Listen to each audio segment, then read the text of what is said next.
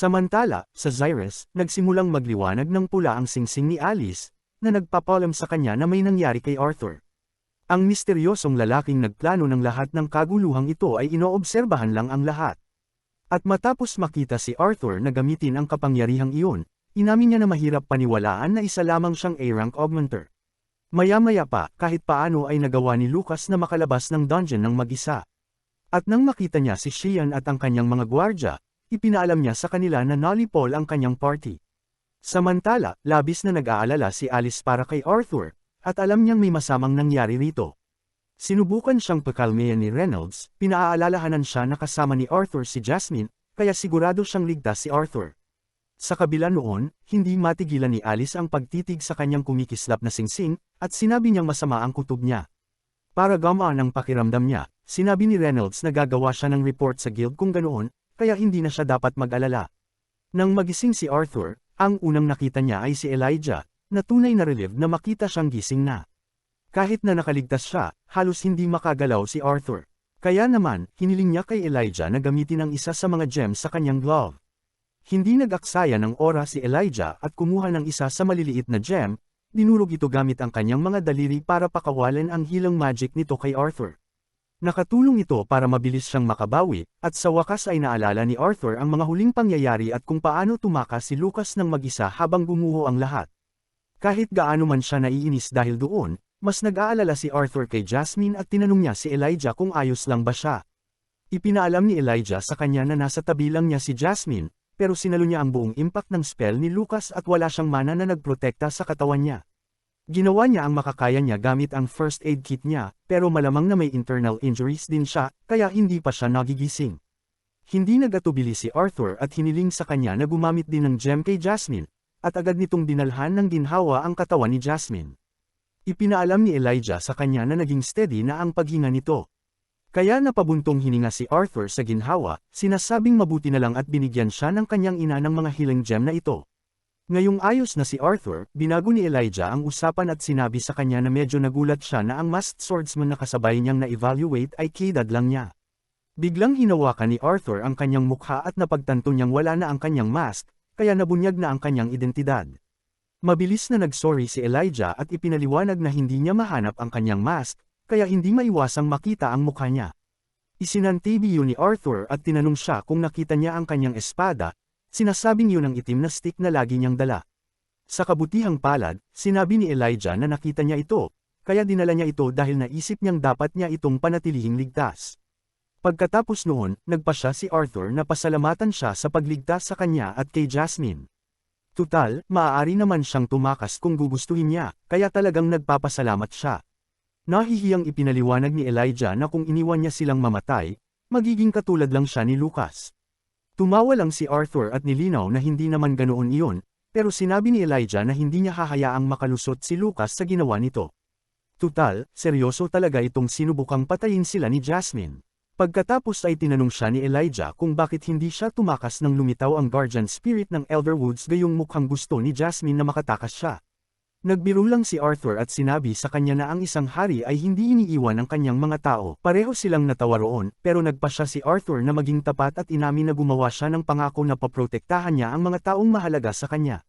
Nagulat si Elijah na gagawa siya ng ganoong pangako, at napaisip siya kung anong klaseng nakakabaliw na buhay ang mayroon siya.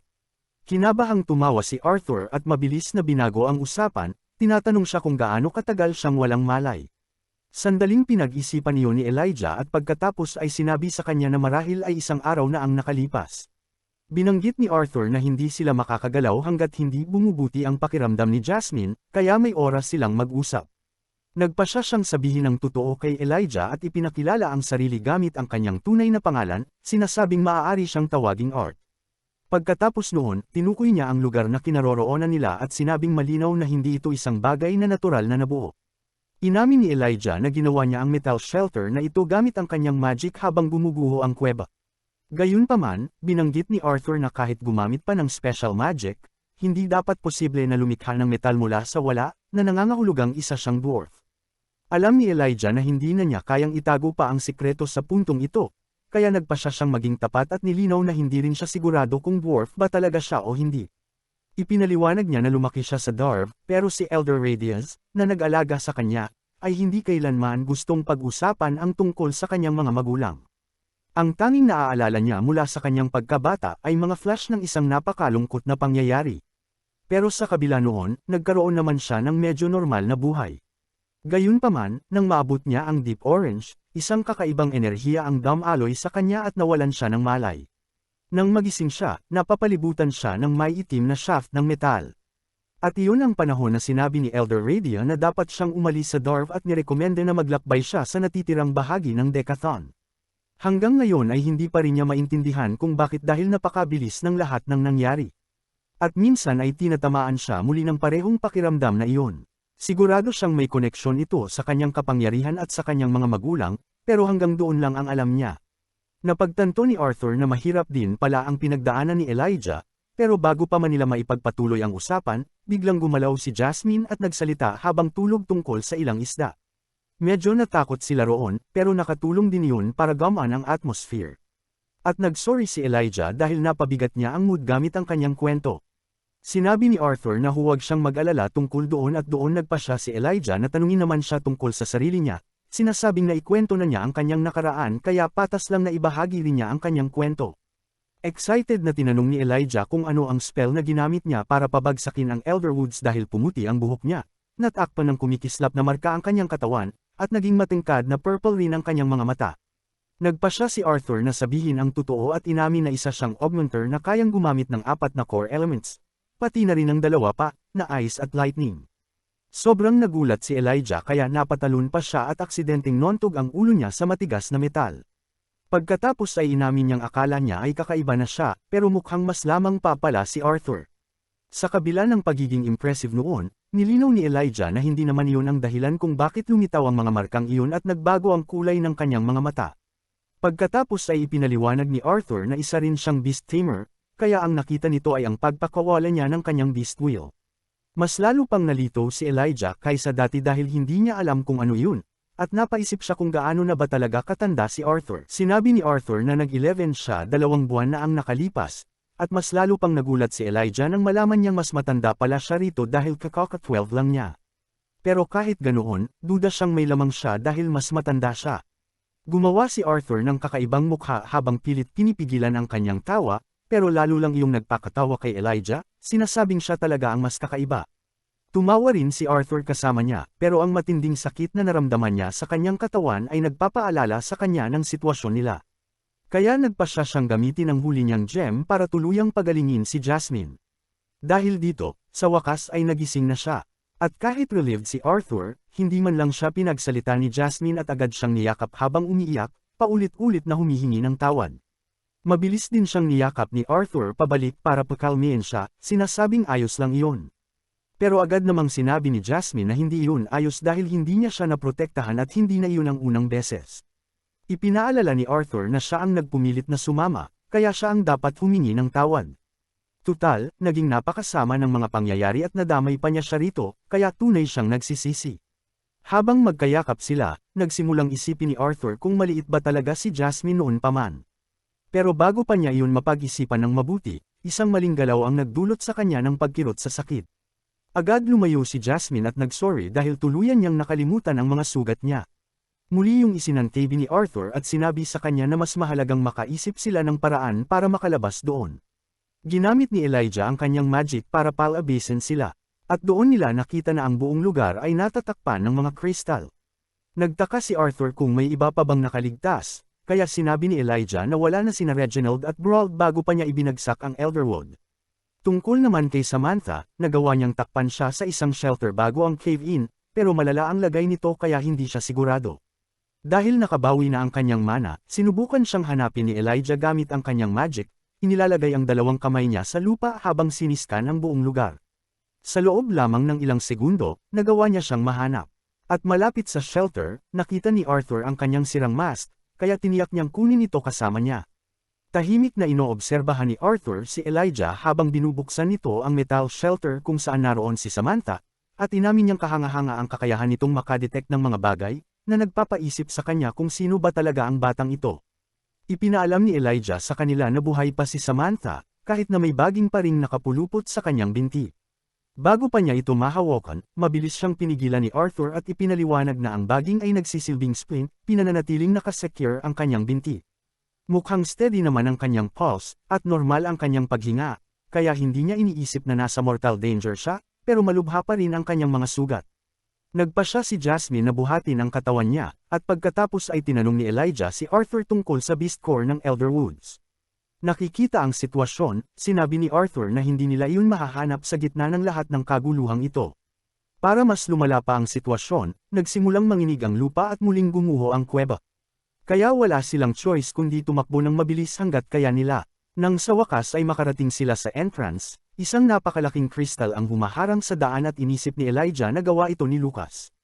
Sinubukan niyang gamitin ang kanyang magic para basagin iyon, pero masyadong malaki at matibay ang kristal kaya hindi ito gumalaw. Bigla namang madaling nabasag iyon ni Arthur mismo, kaya mabilis silang lumabas ng dungeon. Hindi nga lang naging madali iyon dahil sa napakaraming immortal monsters, at kinailangan nilang magtago mula sa mga giant worm kung ayaw nilang mamatay. Nilinaw ni Arthur na hindi sila makakalabas sa rutang iyon, kaya kailangan nilang maghanap ng ibang daan. Habang sinusubukan nilang tumakas gamit ang ibang ruta, sa kasamaang palad ay napunta sila sa underground water at muling nagsimulang manginig ang lupa.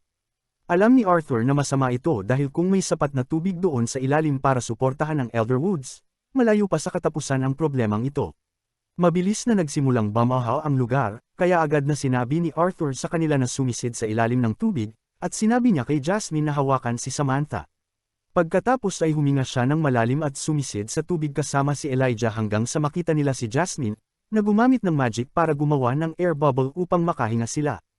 Unti-unting lumiit ang air bubble habang tinatangay sila ng agos. At makalipas ang ilang sandali, nagising si Arthur sa ibang lugar.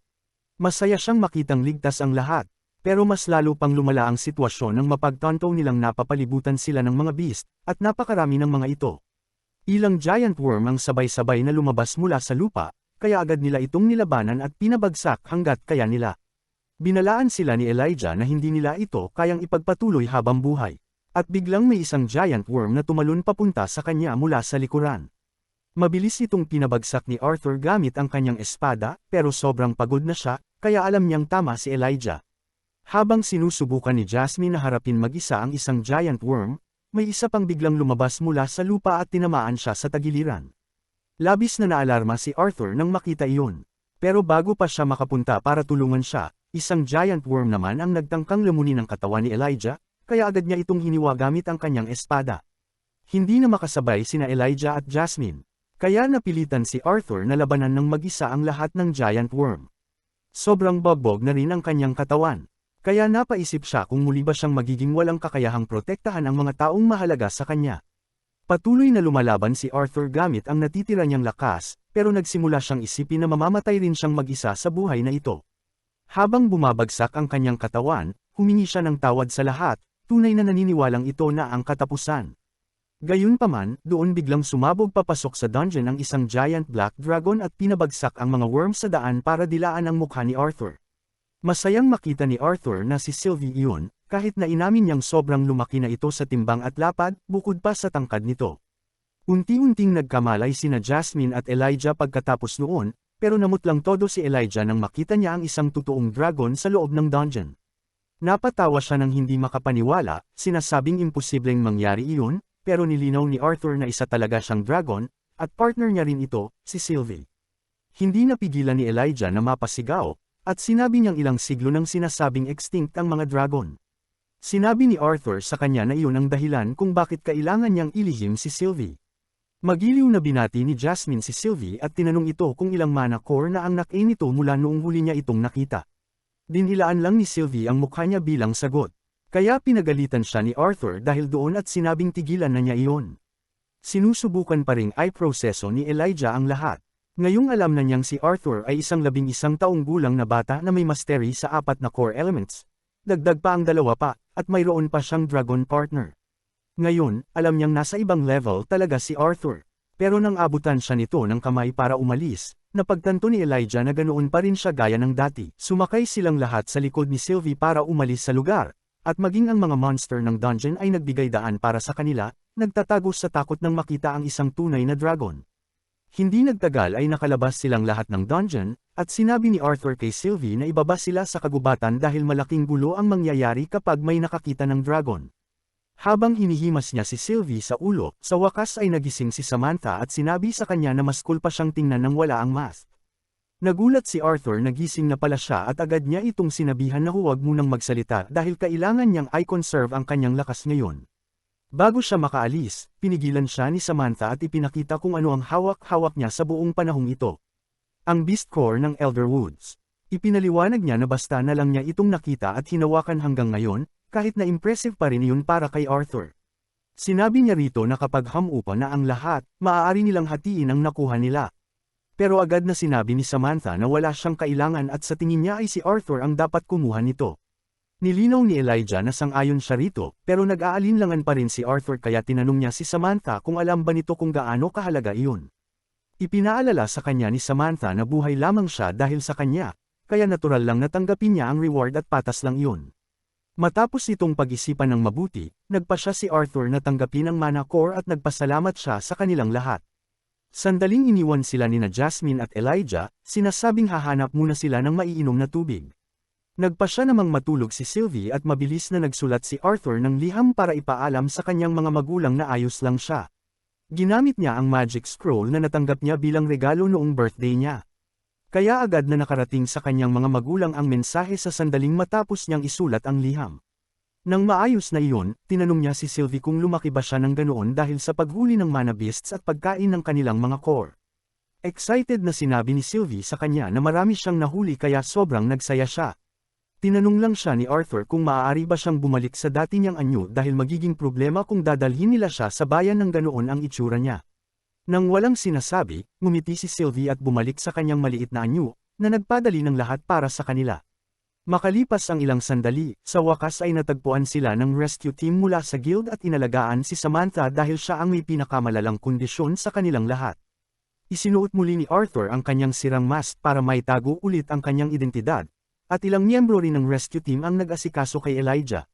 Samantala, natanggap agad ng mga magulang ni Arthur ang kanyang mensahe, kung saan ipinaalam ni Arthur na ligtas silang dalawa ni Jasmine kaya hindi na sila dapat mag-alala. Medyo relieved si Alice pero nag-aalala pa rin siya dahil hindi niya alam kung ano talaga ang nangyari. Kaya pinakalma siya ni Reynolds at sinabing malapit nang makabalik si Arthur sa kanila.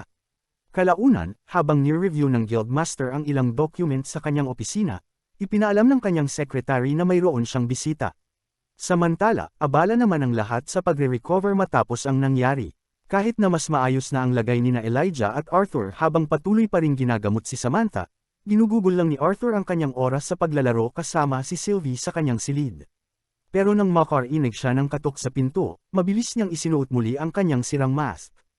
Pagkatapos ay pumasok ang Guildmaster sa silid para tanungin siya kung ano na ang pakiramdam niya. At kumpiyansang sinabi ni Arthur na handa na siyang ma-discharge anumang oras na payagan siya. Pagkatapos ay inamin nito na pakiramdam niya ay may utang siyang paghingi ng tawad dahil sa nangyari. Pero mabilis yung isinantabi ng Guildmaster at sinabing mabuti na rin na nakabawi ang Adventurers Guild sa kahit kaunti sa utang nila sa Twin Horns.